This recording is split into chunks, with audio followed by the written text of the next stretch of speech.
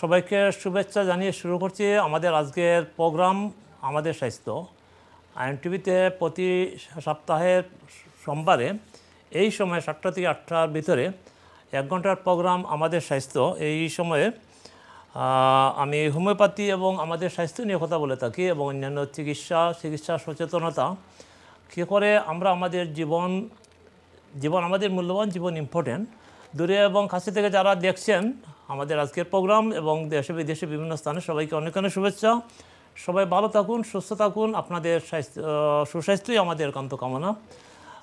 এই সপ্তাহের এই নিয়মিত এই প্রোগ্রামে আমি হোমিওপ্যাথি এবং চিকিৎসা বিষয়ে পরামর্শ দিয়ে থাকি। আপনাদের যে কোনো ধরনের সমস্যা যদি থাকে প্রশ্ন করতে পারবেন, উত্তর দেওয়ার চেষ্টা করব। বিশেষ করে আমাদের স্বাস্থ্য খুবই ইম্পর্টেন্ট।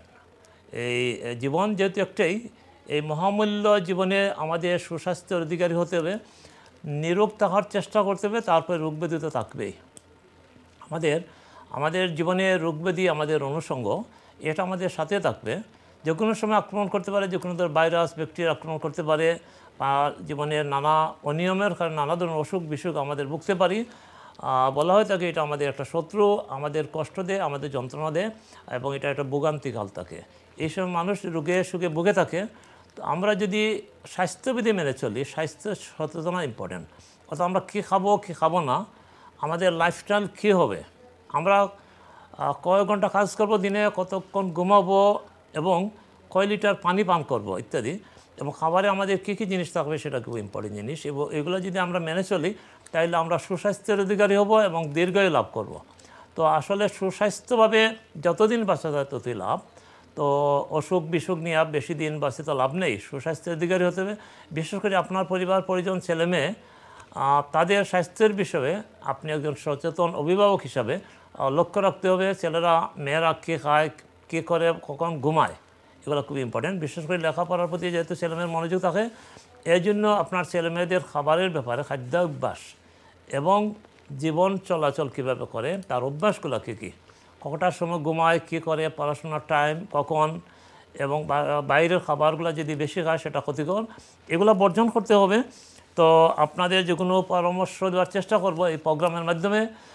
আপনাদের যে কোনো প্রশ্ন করতে পারেন, স্বাস্থ্য বিষয়ে যে কোনো পরামর্শ বা রোগব্যাধি নিয়ে যে কোনো প্রশ্ন করতে পারেন, উত্তর দেওয়ার চেষ্টা করব। বিশেষ করে হোমিওপ্যাথি একটি আধুনিক চিকিৎসা ব্যবস্থা। একসময় বাংলাদেশ এবং পৃথিবীর বিভিন্ন দেশেও এটা জনপ্রিয় চিকিৎসা ব্যবস্থা ছিল, এখন আছে।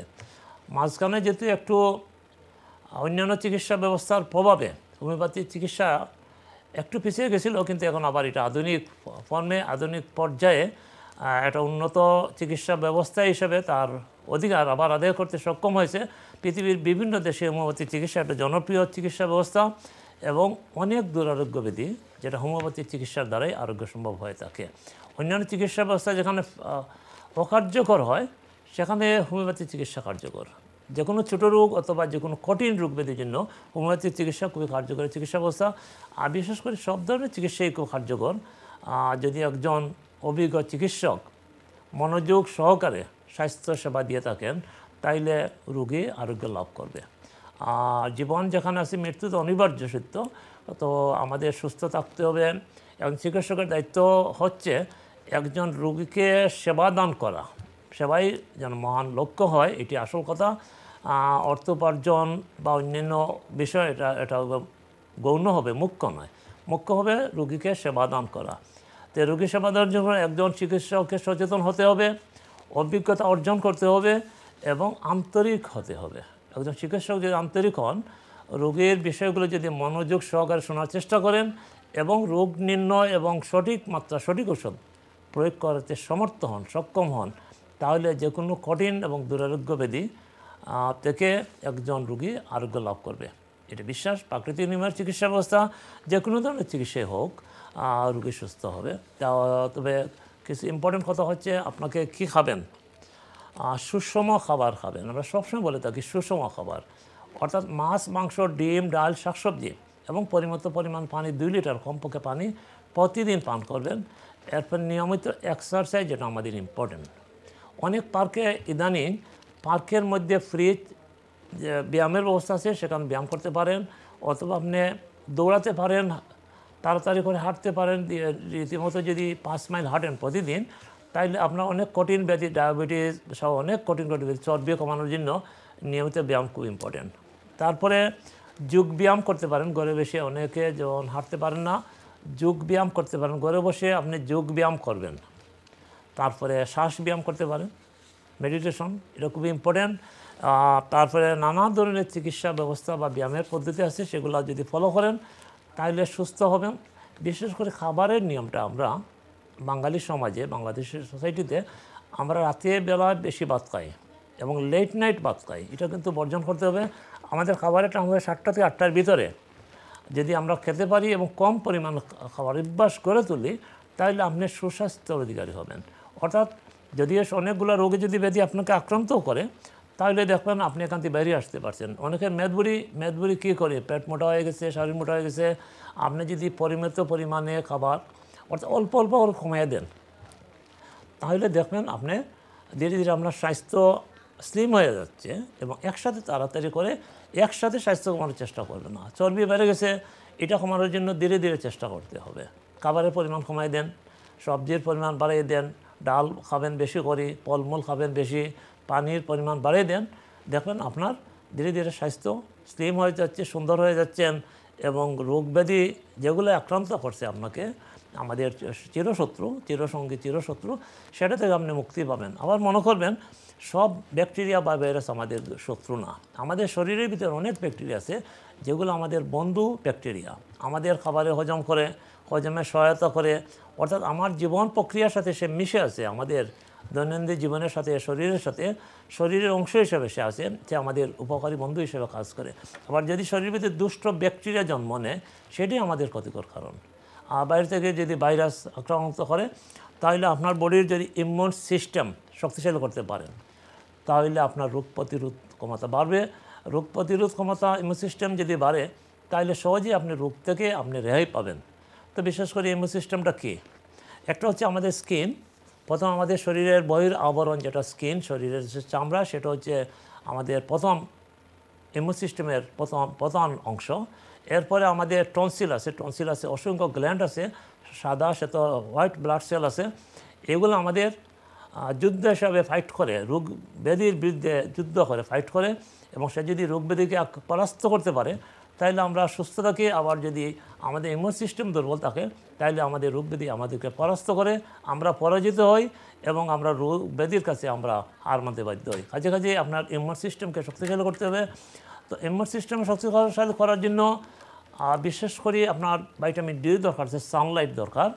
তারপরে জিঙ্ক জাতীয় জিনিসগুলো খাবেন। যেসব খাবারের মধ্যে জিঙ্ক বেশি আছে, সেগুলো যদি খান, তাহলে আপনার ইমিউন সিস্টেম ডেভেলপ হবে। বিশেষ ওয়েস্টার, মাশরুম, তারপরে আদা, জিঞ্জার, এই জাতীয় জিনিসের মধ্যে প্রচুর পরিমাণে জিঙ্ক আছে। আপনি জিঙ্ক কিনে খাবার দরকার নাই। যেসব খাবারের মধ্যে জিঙ্ক আছে, সেগুলো যদি খান, তাহলে আপনার শরীরের জিঙ্ক বাড়বে, ইমিউন সিস্টেম ডেভেলপ করবে। এবং সব ধরনের খাবারের মধ্যেই আপনার বিভিন্ন ধরনের উপকরণ আছে। আপনার ভিটামিন দরকার আছে, শরীরে মিনারেল সল্ট দরকার আছে, যেগুলো খাবারের মধ্যে থেকে শরীরে আসে। বাইরেতে কিনে খাওয়ার খুব একটা দরকার নেই। আপনার যদি সুষম খাবার খান, দেখবেন আপনি সুস্থ আছেন, নিরোগ আছেন, দীর্ঘায়ু লাভ করবেন। কারণ মানুষের জীবন, মহামূল্যবান জীবন একটাই। এই জীবনে যতদিন সুস্থভাবে বাঁচবেন, আনন্দের সাথে, বিনোদনের সাথে এবং পরোপকার হিসাবে আপনি অন্যকে উপকার করবেন, অন্যের উপকারে জীবন উৎসর্গ করবেন, তাহলে আপনি দুনিয়া এবং আখিরাতে শান্তি পাবেন। হিংসা বর্জন করবেন, হিংসা, জেলাস। তারপরে আমাদের কিছু কিছু বাদ অভ্যাস আছে, যেমন গীবত, পরনিন্দা, পরচর্চা করা, এগুলো থেকে আমরা মুক্তি পেতে হবে। সৎ চিন্তা, সৎ যুক্তি, সৎ পরামর্শ, সৎকর্ম, এগুলো যদি আমাদের জীবনের রুটিন হয়ে থাকে, তাহলে আপনি ইহকাল পরকালের জন্য শান্তি পাবেন, মুক্তি পাবেন। আপনার জীবন সুন্দর হবে, সুখময় হবেন এবং ভবিষ্যৎ এবং অনন্তকাল আপনার জন্য সুখকর হবে। আমরা এগুলা অনেকেই বলে যাই নীতিবাক্যগুলো, কিন্তু এগুলো আমাদের জীবনের জন্য খুবই প্রয়োজন। আপনার সৎ চিন্তা, সৎ যুক্তি, সৎ কর্ম, সৎ উপার্জন, এগুলো খুব ইম্পর্টেন্ট। কারণ আমাদের শত্রু তো আছেই, আমাদের বিভ্রান্ত করে। সমাজের কিছু শত্রু আছে, তারপরে আমরা ধর্মীয় মতে যে শত্রু আছে, শয়তান আছে, এগুলো থেকে বাঁচতে হলে আপনাকে সংযম নীতি অবলম্বন করতে হবে, কঠোর সংযম। সৎ চিন্তা, সৎ যুক্তি, সৎকর্ম, সৎ চিন্তা, সৎ চেষ্টা এবং পরোপকার। আর পরে আত্মবিশ্বাসে বলীয়ান হতে হবে, আপনার বিশ্বাসকে অটুট করতে হবে, শক্তিশালী করতে হবে এবং পরনিন্দা পরচর্চা থেকে যদি বিরত থাকেন। এবং খাবার অভ্যাসগুলো কী? মাংসর পরিমাণ কমিয়ে দেবেন, বিশেষ করে শাকসবজি বেশি করে খাবেন, ফলমূল খাবেন, পানি বেশি করে খাবেন এবং ব্যায়াম করবেন বেশি। দেখবেন আপনার নিরোগ হবেন, সুস্বাস্থ্যের দিকে হবে, বেশি দিন বাঁচবেন। তো আমরা এগুলো মেনে না বলি আমাদের সমস্যা হয়। হোমিওপ্যাথিতে 3টি কথা বলা হয়ে থাকে, যে হোমিওপ্যাথির যে ফিলোসফি সেটা বলা হয়েছে সুরা, সিপিলিস, সাইকোসিস। অর্থাৎ সুরা কি? আমাদের কুচিন্তা, কুকর্ম, কুমানন, কুকর্ম না কুচিন্তা। সমস্ত রোগব্যাধির পুষ্য হচ্ছে, গোড়া হচ্ছে, সূচনা হচ্ছে কুচিন্তা থেকে। কুচিন্তা, কুমানন, একটা কুণ্ডয়ন বলা হয়ে থাকে হ্যানিম্যানের ভাষায় বা হোমিওপ্যাথিক ফিলোসফির ভাষায়। আমাদের যে কুচিন্তা, কুমানন, এটা হচ্ছে একটা বৃক্ষের রুট, প্রথম পর্ব।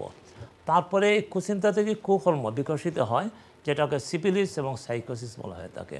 সাইকোসিসটা হচ্ছে বিভিন্ন ধরনের বাত জাতীয় রোগ, সিপিলিস হচ্ছে বিভিন্ন ধরনের ক্ষত, আলসার, গা জাতীয় রোগ। অর্থাৎ একটি বৃক্ষের 2টি পাতা বিকশিত হয়, প্রথম শিকড় থাকে, এরপরে 2টা পাতা, সুরা, সিপিলিস, সাইকোসিস। এটা হোমিওপ্যাথিক ফিলোসফি। হ্যানিম্যান এইটাই বিশ্বাস করতেন এবং এই থিওরি তিনি উপরেই হোমিওপ্যাথি চিকিৎসা ব্যবস্থা পদ্ধতি চালু করছেন সারা পৃথিবীর জন্য। তিনি হোমিওপ্যাথির জনক এবং তিনি একসময় হোমিওপ্যাথির আগে তো বিভিন্ন ধরনের চিকিৎসা, আধুনিক চিকিৎসার জড়িত ছিলেন, কিন্তু সেই সব চিকিৎসা নাম বলবো না, অসরতা বুঝে তিনি শেষ পর্যন্ত সূক্ষ্মমাত্রার চিকিৎসা আবিষ্কার করলেন, যেটাতে সূক্ষ্মমাত্রা বলা হয় ওষুধের পরিমাণ কম। অনেকে আবার এটা নেতিবাচকভাবে দেখেন যে কম ঔষধ তার সন্তুষ্টি আসে না। আসলে কথা ঠিক নয়, ওষুধের পরিমাণ কম হবে। ওষুধ ভাত তরকারির মতো খাবেন, একটা বক্স 2টা বক্সে ভরে ভরে সারা জীবন ওষুধ খাবেন, প্রতিদিন 2-4 বার ওষুধ হবে, এটা ঠিক না। ওষুধের পরিমাণ কম হবে, আপনি সুস্থ হবেন। আমাদের শরীরের যে চালিকা শক্তি সেটা সূক্ষ্ম, এই সূক্ষ্ম জিনিসটাই আমাদের অসুস্থ হয়, আমাদের শরীর অসুস্থ হয় না, আমাদের মন অসুস্থ হয়। আমাদের যে চালিকা শক্তি, আত্মা বা রূহ বা যাই বলি না কেন, জীবনী শক্তি, ভাইটাল ফোর্স, সেটাই অসুস্থ হয়ে পড়ে বিভিন্ন কারণে, খাদ্যাভ্যাসের কারণে, আমাদের জীবনধারণের কারণে, আমাদের কুচিন্তা, কুকর্মের কারণে আমরা ধীরে ধীরে দুর্বল হয়ে পড়ি। আরেকটা কথা, যেটা হলো জেনেটিক, পূর্বপুরুষজাত, অর্থাৎ আমাদের পূর্বপুরুষরা বিভিন্ন ধরনের অনিয়ম সৃষ্টি করে, সেই অনিয়মের বীজ আমাদের শরীর মনে রোপণ করে গেছেন, অর্থাৎ আমরা অর্জন করেছি, তাদের কাছ থেকে পেয়ে গেছি।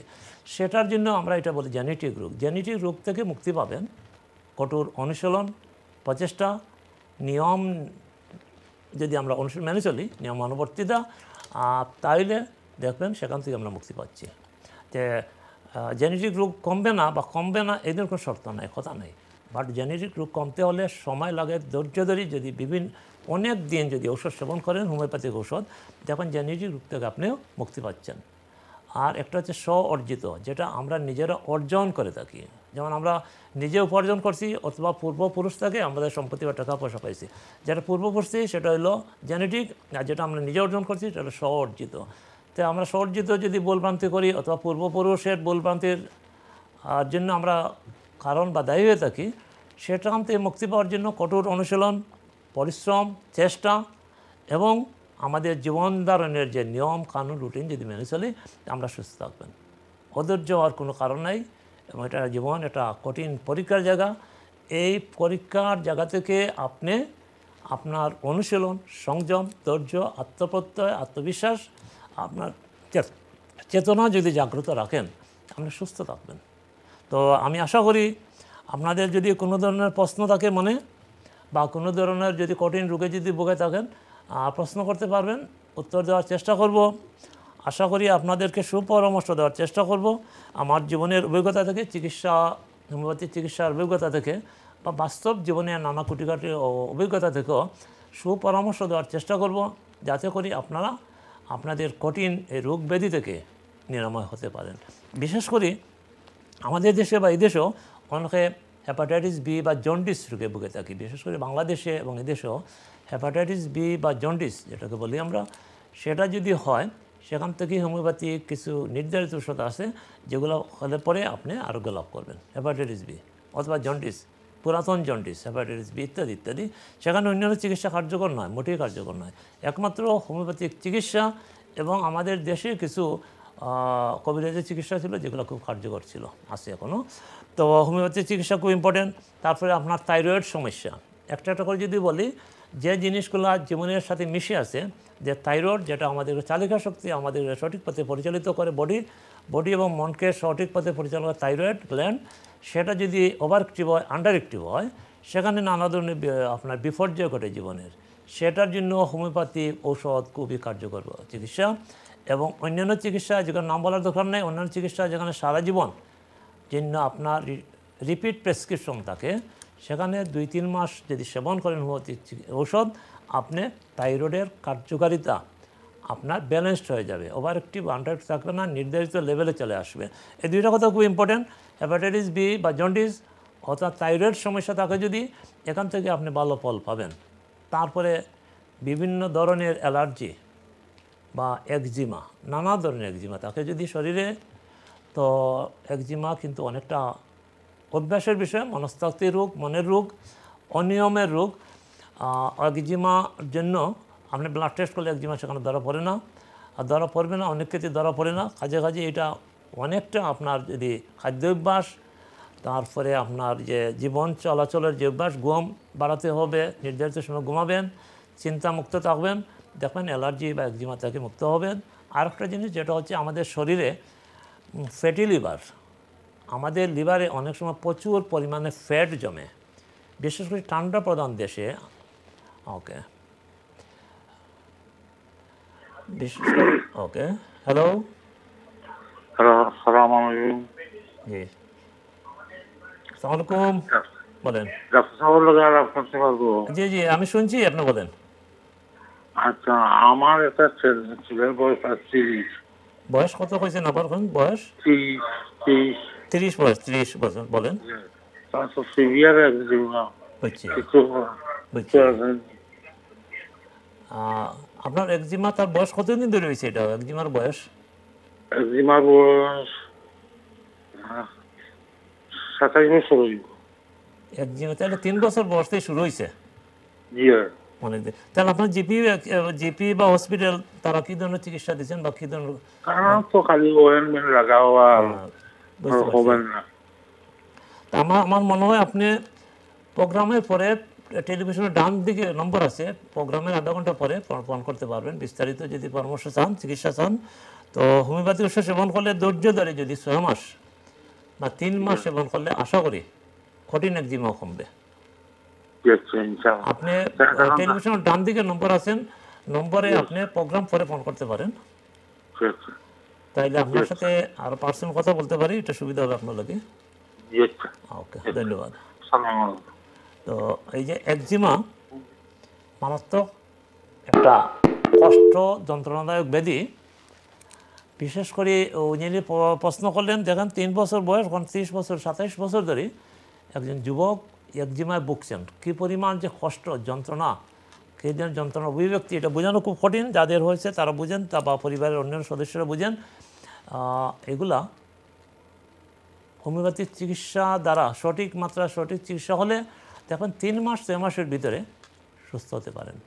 এবং খুব কঠিন যদি পর্যায়ে হয় তাহলে হোমিওপ্যাথিক হসপিটালে যেতে পারবেন। হোমিওপ্যাথিক হসপিটাল আছে হলমনের এখানে, সেখানে যেতে পারবেন। তবে জিপি লেটার লাগবে বা হসপিটালের রেফার করতে হবে, হসপিটালের ডক্টর অথবা জিপি, আপনার নির্ধারিত জিপি যদি রেফার করেন হসপিটালে যেতে পারবেন। এবং হসপিটালে ভালো চিকিৎসা আছে, হোমিওপ্যাথিক হসপিটাল ফ্রি পাবেন। আর প্রাইভেট যদি চিকিৎসা নিতে চান তাহলে পয়সা লাগবে, হোমিওপ্যাথিক ওষুধ নিতে পারবেন প্রাইভেট, অথবা জিপির মাধ্যমে যদি রেফার করেন তাহলে আপনি হোমিওপ্যাথিক হসপিটালের শরণাপন্ন হতে পারবেন যদি সম্ভব হয়। একটু কঠিন, তারা অনেক সময় চিঠি দিতে চান না, অনেক যারা গেছেন কষ্ট করে তারা ভালো ফল পেয়েছেন। তো ভালো থাকুন, সুস্থ থাকুন, আর প্রোগ্রাম পরে ফোন দিতে পারবেন, ডান দিকে নম্বর আছে। আর বিশেষ করে অ্যালার্জি, যেগুলো আমরা বলি অ্যালার্জি বিভিন্ন কারণে হয়ে থাকে। অ্যালার্জি ফুড অ্যালার্জি হতে পারে, ডাস্ট অ্যালার্জি হতে পারে, গরমের সময় গরম অ্যালার্জি, ঠান্ডার সময় ঠান্ডা অ্যালার্জি হতে পারে। অনেক সময় ঘরের পোষা যদি বিড়াল ক্যাট থাকে তারও কারণে অ্যালার্জি হয়। অ্যালার্জি জিনিসটা হচ্ছে অর্থাৎ আপনার শরীর যেটা রিয়্যাক্ট করে, মন যেটা রিয়্যাক্ট করে সেটা অ্যালার্জি। এবং এটা কারণ জানতে হবে অ্যালার্জির কারণটা কী। অ্যালার্জির কারণ যদি জানা যায় তো অ্যালার্জি থেকে মুক্তি পাওয়া খুবই সহজ। তো শুধু ঘুমের ওষুধ খাইলেন বা একটু ঘুম বাড়ালেন আর অ্যালার্জি কিছু কমলো, এটা ঠিক না। সঠিক মাত্রার চিকিৎসা এটাকে বলা হয় না। অ্যালার্জির কারণ জানতে হবে এবং সঠিক মাত্রার সঠিক ওষুধে অ্যালার্জি সরে যাবে। অ্যালার্জি জাতীয় যন্ত্রণা থেকে মুক্তি পাবেন। তো আরেকটা আছে সোরাইসিস। কঠিন একটা একজিমার নাম হচ্ছে সোরাইসিস। সেটা বংশগত হতে পারে অথবা আপনার ভুল অভ্যাসের কারণে খাওয়া দাওয়াতে হতে পারে। চর্মরোগ সোরাইসিস, শরীরের বিভিন্ন জায়গায় বড় বড় টুকরা টুকরা বিভিন্ন ধরনের চামড়া উঠে, সাদা চামড়া উঠে, স্কিন উঠে, এটাকে সোরাইসিস বলা হয় এবং এটা পরীক্ষা দ্বারা ডাক্তার নির্ধারিত করেন সোরাইসিস কিনা। সব একজিমার নাম সোরাইসিস না, কিন্তু সোরাইসিস কিন্তু কঠিন একটা চর্মব্যাধি, চর্মরোগ। এইটার জন্য দীর্ঘদিন যদি হোমিওপ্যাথি ওষুধ সেবন করেন 6 মাস, কমপক্ষে 6 মাস 1 বছর, তাইলে ভালো রেজাল্ট পাবেন। তা আজকে মনে করেন যদি 1 মাস ওষুধ খেলাম বা 15 দিন 2 সপ্তাহ, তো এটা কমবে না। দীর্ঘদিন সেবন করতে হবে হোমিওপ্যাথি ওষুধ, তাহলে সোরাইসিস। এবং সোরাইসিসের কারণ 3টে হইতে পারে। অজানা কারণ একটি, আরেকটা হচ্ছে লিভার জাতীয় সমস্যা, এটা একটা কারণ। যদি লিভারের সমস্যা হয় তাইলে সোরাইসিস হইতে পারে। তারপরে কিছু কারণ আছে বলা হয় অজানা কারণ অথবা বংশগত কারণে হতে পারে, বংশগত ধারাবাহিকতা সোরাইসিস হতে পারে। তো সোরাইসিস চর্মব্যাধি খুব মারাত্মক ব্যাধি এবং সোরাইসিসের পরবর্তী স্টেজ যেটা, সেটা আর কঠিন, এখানে বলা দরকার নাই। কাছাকাছি সোরাইসিস যদি হয় স্কিনের মধ্যে, তাহলে তাড়াতাড়ি দেরি না করে হোমিওপ্যাথিক চিকিৎসা নিতে পারেন, যে কোনো অভিজ্ঞ ডাক্তারের শরণ। দীর্ঘদিন সেবন করতে হবে হোমিওপ্যাথিক ওষুধ এবং এটাও আরোগ্য হোমিওপ্যাথিতে সম্ভব। অন্যান্য চিকিৎসা ব্যবস্থা সেখানে বলা হয় থাকে যে সোরাইসিসের জন্য কোনো নির্ধারিত বা সময় নাই, আরোগ্য হওয়ার কোনো গ্যারান্টি নেই। বাট হোমিওপ্যাথিতে 80% গ্যারান্টি দেওয়া যায় সোরাইসিসও কমবে। তো সোরাইসিস হোক, বিভিন্ন ধরনের একজিমা হোক, অ্যালার্জি হোক, হোমিওপ্যাথির চিকিৎসা নেন। এবং বিশেষ করে বাইরের খাবার যেগুলো আপনার ছেলেমেয়ের জন্য ফাস্টফুড, নিম্নমানের ফাস্টফুড, এগুলো খাওয়া খুবই ক্ষতিকর। এখান থেকে আপনার সন্তান ছেলেমেয়েদেরকে, স্কুলগামী ছেলেমেয়েদেরকে সেখানে ফিরিয়ে আনার চেষ্টা করবেন। ঘরে তৈরি করে যদি কয়েকবার দেন তাদেরকে, সেটা ভালো হবে। পয়সাও কম, সাশ্রয় হবে। পয়সাও অনেকটা সাশ্রয় হলো, খরচ কম হলো এবং আপনার নিজের তৈরি খাবার, নিজের হাতের তৈরি খাবার একজন মা তার সন্তানদের খাওয়াতে পারলে নিরাপদে এবং স্বাস্থ্যের অধিকারী হবে, ভালো স্বাস্থ্য হবে, পড়াশোনা মনোযোগী হবে। বিশেষ করে ফাস্টফুড, যেগুলো নিম্নমানের ফাস্টফুড, এগুলো খাওয়া ঠিক না। আমি তো ডালাও বলতে পারি না সবার বিরুদ্ধে। তো নিম্নমানের ফাস্টফুড না খাওয়া ভালো আপনার ছেলে মেয়েদেরকে। বিশেষ করে আপনার স্বাস্থ্য, নিজের স্বাস্থ্যের জন্য সচেতন আপনি একজন অভিভাবক হিসাবে আপনি এসব থেকে বর্জন হওয়া ভালো। বিশেষ করে শাকসবজি, বিভিন্ন ধরনের ডাল, ছোটো মাছ, টাটকা মাছ, এই দেশের সামুদ্রিক মাছ খুবই ভালো, যেগুলা অনেক 6 মাস বা প্রয়োজন নাই, অনেক দিন। এটা তো নতুন মাছ, সমুদ্রতে ওটি আনছে 2 দিন 3 দিন 5 দিন হতেও পারে। তো এটা অনেকটাই ভালো, অনেকটা নিরাপদ। তাহলে সামুদ্রিক মাছ খেতে পারেন আর বিভিন্ন ধরনের ডাল খেতে পারেন। শাকসবজি, ভালো শাকসবজি, নানা ধরনের শাকসবজি আমরা যেগুলো বলে থাকি, যেমন আয়রনের স্বল্পতা আছে, আয়রনের যদি ঘাটতি হয় তাহলে কচু খুবই ভালো, পেঁপে খুব ভালো, কয়ফল, পেঁপে, কাঁচকলাও ভালো, পাকা কলাও ভালো। তারপর লতি, যেটা লতি, কচুর পরে লতার অবস্থান, লতাও খুবই ভালো।